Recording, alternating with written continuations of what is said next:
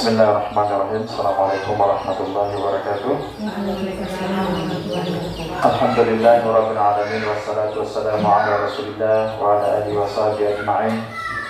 Qala Allah ta'ala fil Qur'anil Karim, ya ayyuhalladzina amanu taqullaha haqqa tuqatih wa la tamutunna illa wa antum muslimun.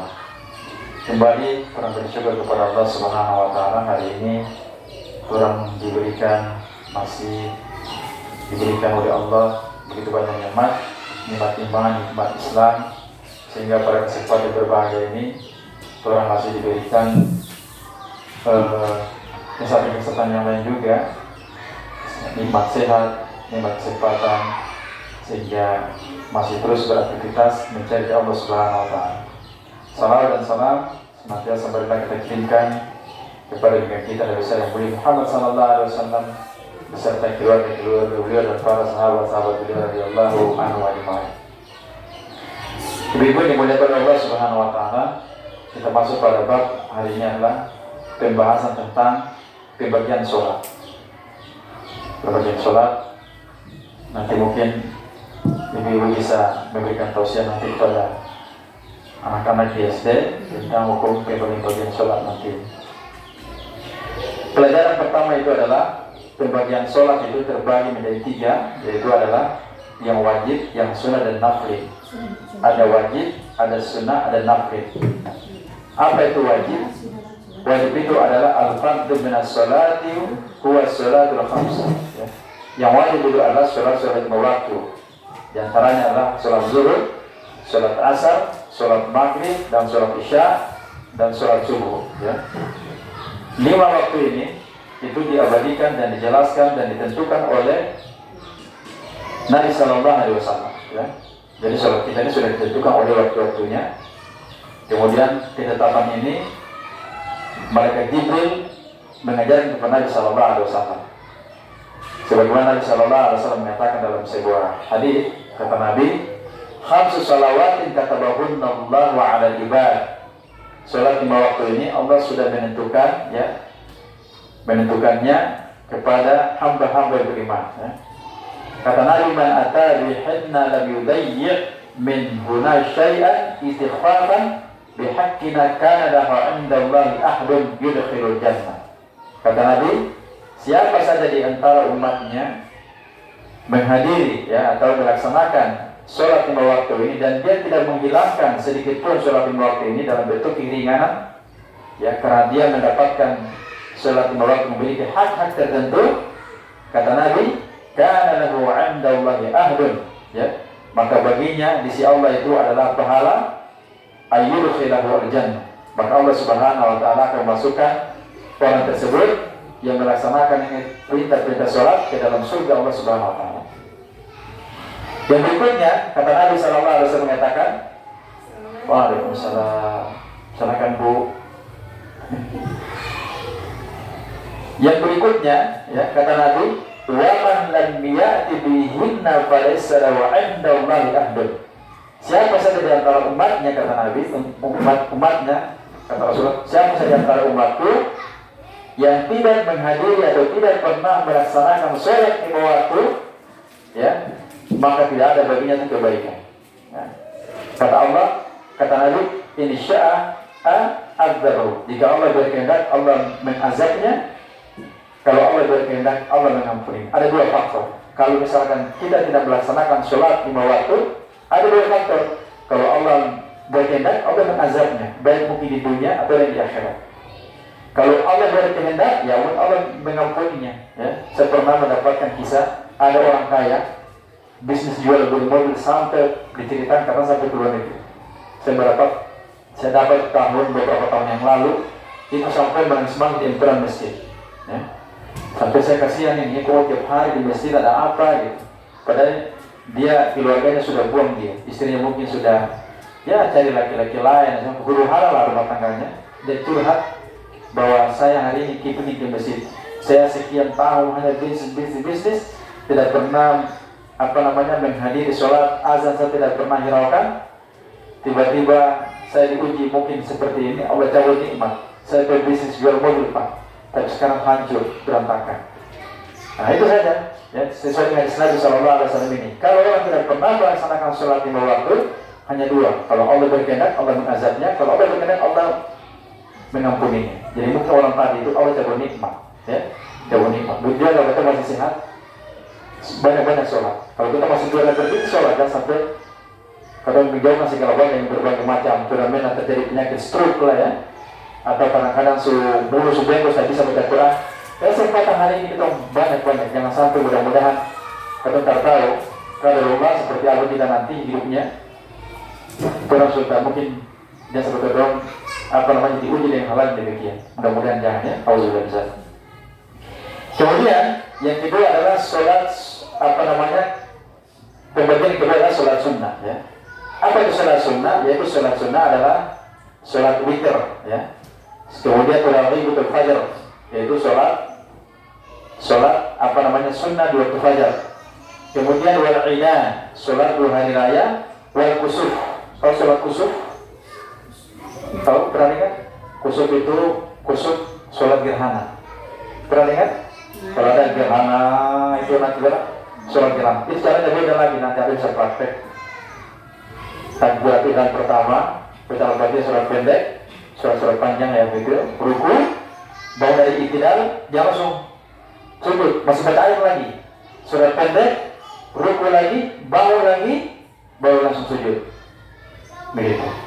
Itu sholat khusus ketika terjadi gerhana. Itu sholat sunnah. Kemudian sholat istisqa, minta hujan.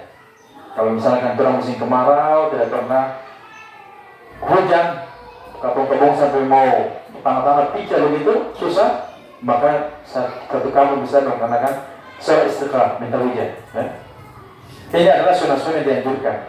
Yang kedua, sunnah-sunnah yang berikutnya adalah tahiyatul masjid. Masuk masjid harus sholat 2 rakaat, sholat rawatib sebelum sholat 5 waktu ya, duhur 2 rakaat, sesudah duhur 2 rakaat begitu ya, dan seterusnya. Kemudian itu 2 rakaat setelah berwudu. Habis berwudu juga kalau ingin sholat sunnah, sholat sunnah wudu boleh. Habis wudu boleh sholat 2 rakaat boleh. Kemudian itu sholat duha. Ada yang pernah sering makan sholat duha? Pernah? Alhamdulillah. Itu juga sunnah. Kemudian sholat tarawih. Dan tarawih bulan Ramadan. Kemudian yang mulai beberapa hari. Ini sunnah-sunnah juga. Tadi disebut dengan sunnah gair muakkadah. Gair muakkadah itu dia tidak mendekati kepada yang wajib, tapi dianjurkan ya. Begitu. Kalau sholat witir mendekati wajib. Jadi sholat sunnah, sholat isya selesai, habis itu kita bisa sholat witir 3 rakaat. Itu juga itu wajib ya, mendekati wajib. Kemudian ada sholat nafil. Bagian ketiga itu sholat nafil. Tadi wajib sudah, sunnah sudah, sekarang sholat nafil. Apa itu sunat nafil? Yaitu sunat nafil adalah ma'ada sunnanil mu'akkadah wa ghair mu'akkadah. Dia bukan sunnah yang dianjurkan, yang dia tekankan, dan juga bukan sunnah yang tidak ditekankan. Nafil itu sunnah yang ditekankan, yang mu'akkadah, yang bukan juga mu'akkadah. Kapan itu waktu-waktunya? Yaitu sholat mutlak. Bisa lakukan pada malam hari, pada siang hari. Misalkan orang sepepet, misalkan antara dari diki, misalkan sholat 2 rakaat, sholat hajat, kapan saja, malam hari, ke siang hari, ke jam berapa saja boleh. Dia tidak tertentu waktunya, dia mutlak, kapan saja ya. Yang berikutnya, pelajaran kedua itu adalah syarat-syarat sholat. Nah, apa saja syarat-syarat sholat? Yang pertama Islam ya. Syarat sholat itu Islam, ini kan pelajaran ya toh? Ya. Islam. Nah, fala tajibu 'ala kafir, dan sholat itu diwajibkan bagi orang kafir. Ittaqaddu syahadatain syartun fil amri bis shalah ya. Jadi kalau orang mau melaksanakan sholat, yang pertama kali harus dia Islam. Kalau dia belum Islam, jangan suruh sholat. Kalau dia misalnya mau sholat, orang kafir misalkan, orang belum Islam, dia ya saya ingin sholat. Kalau mau sholat betul dia, syahadat dulu dia. Karena ada dua kisah, ada orang tinggal di rumah misalkan, orang mungkin yang lain puasa, dia juga belum ikut puasa, itu terusah, dia bagaimana puasa, syaratnya belum terwujud. Kenapa harus Islam baru sholat? Karena Nabi mengatakan itu, umirtu an uqatila nas hatta yashhadu an la ilaha illallah. Saya diperintahkan itu untuk memerangi manusia sampai mereka berucap bahwasanya tidak ada Tuhan kecuali Allah dan Muhammad adalah Rasulullah. Wa yuqimus salata wa yutuz zakat. Dia mendirikan salat dan mengeluarkan zakat. Ini sebagaimana Rasulullah pernah mengutus kepada Mu'adz bin Jabal. Ada seorang sahabat itu, Mu'adz bin Jabal itu, dia di Yaman gubernur ya. Lalu Rasulullah menyampaikan kepada Mu'adz, hendaklah ya ajarkan kepada orang penduduk Yaman itu untuk mengucapkan kalimat syahadat dulu ya. Kalau mereka sudah berucap kalimat syahadat asyhadu an la ilaha illallah wa anna muhammadar rasulullah, kemudian kalau mereka mentaatimu wahai Mu'adz, maka perintahkan mereka juga untuk ya sholat 5 waktu dalam sehari semalam. Itu syaratnya. Yang berikutnya, syarat yang kedua itu adalah akal, orang berakal ya. Fala tajibu sholatu ala majnun. Tidak boleh disolat di perintah orang gila. Orang baru keluar rumah sakit jiwa, tak pernah sholat masih butuh pulih kendung pemikiran, tak bisa kendung perintah dia melaksanakan sholat hingga dia normal kembali. Sebagaimana ada sebuah hadis Nabi Sallallahu Alaihi Wasallam dalam sebuah riwayat Imam Abu Dawud rahimahullah taala, kata Nabi, rufi al kalamu an sholatihim, ya, telah diangkat 3 golongan itu telah diangkat oleh Allah Subhanahu Wa Taala, artinya tidak mendapatkan hukuman, ya. Anin na'imah hatta istaqim, orang yang tidur sampai dia terbangun. Yang kedua adalah anak kecil sampai dia ahtalim. Ahtalim itu dewasa, laki-laki kalau dia mau sudah mimpi basah, keluarkan air mani, maka dia sudah dewasa itu diperintahkan untuk dia sholat. Kemudian orang yang majnun, ya, orang majnun gila hingga dia berakal. Jadi kalau anak kecil itu maaf dia berbuat dosa, masih bayi umur berapa tahun ya, 3 tahun 4 belum, sampai dia mimpi basah, muhtalim di sini sudah dewasa baru. Kalau perempuan mungkin haid dewasa ya. Tetapi memang dianjurkan ya, dianjurkan itu kalau misalkan anak-anak itu baru dewasa, masih anak-anak, dapat diperintahkan dia untuk melaksanakan sholat. Karena Nabi Sallallahu Alaihi Wasallam mengatakan di sini, mengatakan, muru auladakum bis-sholat. Perintahkan anak-anak kalian untuk melaksanakan sholat, yaitu mereka berumur 7 tahun. Perintah. Wa tadribuhum 'alaiha wa hum abna'u 'ashara, dan pukul anak-anak kalian itu jika berumur 10 tahun. Wa farriqu bainahum fil madaji, dan pisahkan anak-anak kalian itu di tempat tidur orang tua. Jadi kalau kita mohon maaf, kalau masalah satu tong anak-anak satu ranjang orang tua, lihat dia kalau dipisahkan tidak boleh sama-sama. Itu tidak boleh. Karena terjadi kasus terjadi anak perkosa ibunya dan sebagian zina karena tadi. Ya, dipisahkan. Dia sudah perhatikan, sudah dewasa, sudah haram, tidak boleh pisah. Bikin kamu sendiri, tidak boleh kamu orang tua. Jadi tiga tadi, ada kategori yang pertama tadi adalah perintahkan anak kalian umur 7 tahun, kemudian pukul anak kalian itu 10 tahun, dan pisahkan anak kalian itu juga sudah dewasa. Pukul sini bukan berarti pukul di merokok sampai babak belur, sampai bintu-bintu bukan ya. Perintahkan dia sholat. Kalau dia punya pukul di kaki lah, apalagi. Jangan kasih video nanti bisa nanti keluar di media sosial, bahaya itu, keluar di berita nanti. Ya, sekarang itu aneh. Itu buana sendiri itu bisa masuk penjara gara-gara tentang hal-hal berkaitan dengan masalah hukum tadi. Yang berikutnya, syarat yang berikutnya itu adalah dukhul waqtiha. Kalau sholat itu sudah ketentuan harus masuk waktunya. Fala tajibu sholatu qabla dukhul waqtiha.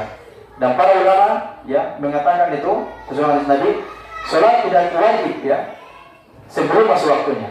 Jadi masuk waktu dulu, jangan kita orang kepingin mau berangkat, percepatkan azan misalnya, tidak bisa, harus tentukan waktunya. Nah, kenapa demikian? Surah An-Nisa ayat 103 itu Allah mengatakan inna sholata kanat 'alal mu'minina kitaban mawquta. Salat itu sudah ditentukan waktu-waktunya bagi orang yang beriman. Yang berikutnya, Ibu pernah dengar nggak kira-kira itu kenapa sampai sholat itu sudah ditentukan waktu-waktunya dulu? Pernah dengar hadisnya belum? Belum. Kenapa sampai dulu? Jadi orang tanya, kenapa sih umat Islam itu sholat dulu waktu matahari pas di jam 12 lewat sedikit? Kenapa bukan sholat di waktu di waktu maghrib saja? Tidak bisa. Ya. Ini hadisnya saya baca. Ada peristiwa di sini adalah bahwasanya malaikat Jibril alaihissalam itu datang kepada Nabi Sallallahu Alaihi Wasallam di waktu sholat. Ya. Malaikat Jibril datang itu kepada Nabi Sallallahu di waktu itu waktu zuhur datang, lalu malaikat Jibril berkata kepada Nabi Sallallahu Alaihi Wasallam, "Qum ya Muhammad fasalli." Berdiri. ya, berdiri lalu sholat. Waktu itu Nabi langsung sholat zuhur itu hin nazal syams, ketika matahari sudah tergelincir. Nah, itu dalilnya nih. Yang berikutnya, datang lagi malaikat Jibril, datang di waktu asar, datang lagi, lalu perintahkan Nabi sallallahu alaihi wasallam, "Qum ya Muhammad fasalli." Rasulullah melaksanakan sholat asar di waktu matahari itu siang itu mulai hilang, seperti ada bayang-bayangan. Maksudnya doang atau bayang-bayang kelihatan. Datang lagi berikutnya pada waktu maghrib, malaikat Jibril berkata kepada Nabi sallallahu alaihi wasallam, "Qum ya Muhammad fasalli." Ya, bangkit ya Muhammad, kemudian sholatlah kau. Sholat maghrib di situ. Kemudian Rasulullah melaksanakan sholat maghrib ketika matahari mulai terbenam. Nah. Berikutnya lagi, malaikat Jibril datang kepada Nabi sallallahu alaihi wasallam waktu Isya. Lalu Nabi malaikat Jibril mengatakan, "Qum ya Muhammad fasalli." Bangkitlah kamu, lalu mengerjakan sholat. Nabi mengerjakan sholat Isya itu hina rawa syafaq, ketika menjaga merah sudah hilang. Nah, sudah hilang itu beliau sholat Isya. Kemudian begitu waktu yang lama, malaikat Jibril datang lagi di waktu fajar, ya, waktu fajar.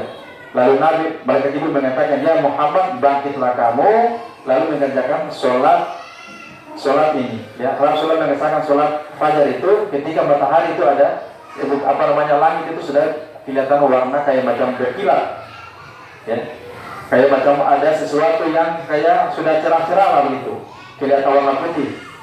Nah, dan seterusnya, ya, sampai begitu terus sampai besoknya datang, sampai Rasul malaikat Jibril datang berikutnya, ya, berikutnya lagi itu ketika pada malam hari, yaitu sepertiga malam, sudah jam-jam 12 ya begitu ya, bisa datang di agak lewat sedikit. Kemudian itu datang, lalu Rasulullah melaksanakan sholat Isya di situ. Nah, setelah itu datang lagi yang berikutnya, ya, itu datang lagi pada waktu itu matahari mulai kelihatan kayak warna kuning mendekat fajar.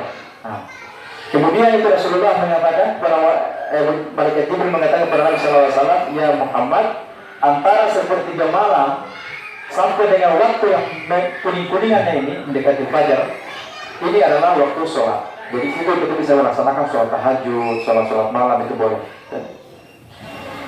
Kemudian yang terakhir, diberikan oleh Allah Subhanahu Wa Taala, yang terakhir ini adalah syarat wajibnya sholat itu adalah an-naqa. Naqa itu bersih, suci dari haid dengan nifas. Yang baru sudah jelaskan itu. Fala tajibu sholat wala haid wala nifas. Tidak wajib bagi wanita haid dan nifas itu melaksanakan sholat. Sekarang gimana Ustaz kalau cuma orang haid berwudu? Ya, ngapain kalau berwudu dia dalam kondisi dia tidak suci? Kayak gitu. Karena kita pakai wudu itu kita mau sholat atau baca Quran. Tapi saya ingatkan, saya kembali lagi pelajaran kemarin, perhatikan baik-baik, ada kasusnya wanita kalau dia haidnya dia normal itu sudah selesai darah hitamnya, mandi janabah, kemudian itu dia sudah bisa mandi. Tapi ada wanita setelah dia haid masih ada darah yang kotor, darah segar yang keluar, ya, darah namanya istihadah. Itu gimana? Maka dia tetap melaksanakan sholatnya, dia tidak mandi janabah lagi, ya. Sudah mandi janabah, haid selesai, besoknya masih ada darah, maka dia tidak ulang lagi sholat mandi janabahnya, cuma hanya berwudu, ya.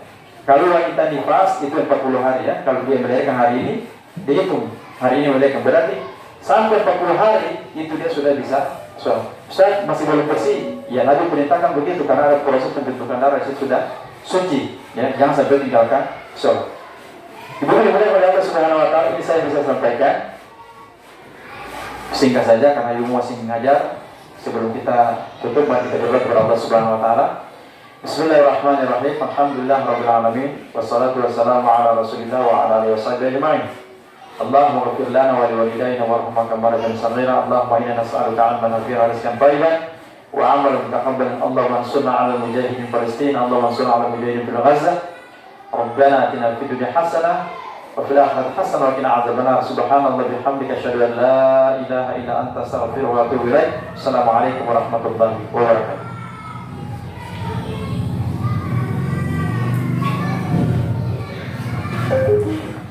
Tanyakan atau gimana? Kok tidak ada?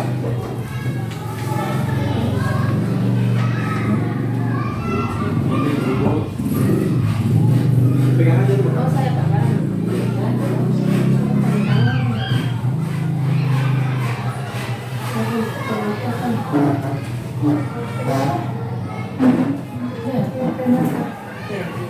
Itu apa tuh? Tingkatan mazhab. Oh, Syafi'i. Tanda tangan ya? Oh iya, mari tanda tangan. Saya tanda tangan langsung pikiran lain. Bisa. Bisa saja. Bisa saja.